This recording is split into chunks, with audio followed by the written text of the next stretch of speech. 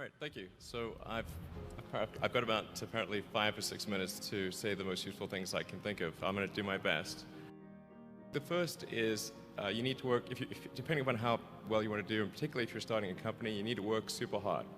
So what does super hard mean?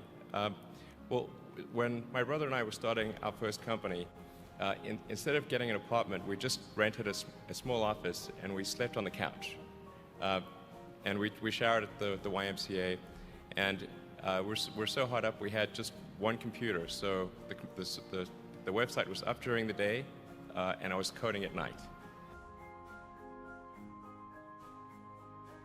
7 days a week, all the time. And I sort of briefly had a girlfriend in that period, and in order to be with me, she had to sleep in the office. So work hard, like every waking hour. That's the thing I would say particularly if you're starting a company. And I mean, if you do simple math, say like, okay, if somebody else is working 50 hours and you're working 100, you'll get twice as much done in the course of a year as the other company. The other thing I'd say is that if you're creating a company or if you're joining a company, the most important thing is to attract great people. So either join a group that's amazing, that you really respect, or if you're building a company, you've got to gather great people. I mean, all a company is a group of people that have gathered together to create a product or service. And so depending upon how talented and hardworking that group is, and the degree to which they are focused cohesively in a good direction, that will determine the success of the company.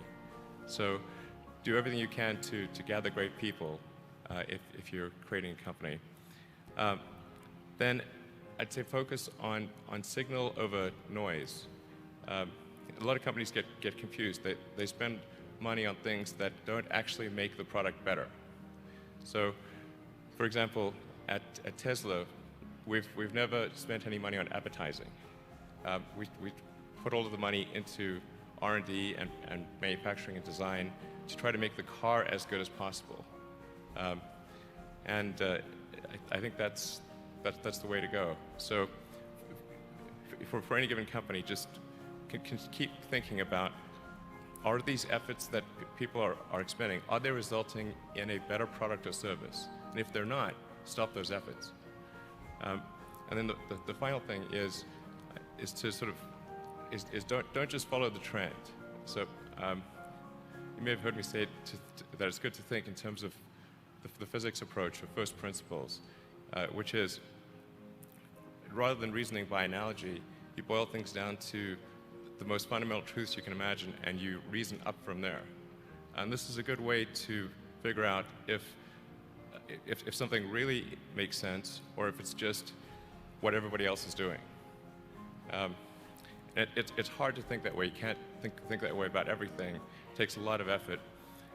But if you're trying to do something new, it's the best way to think.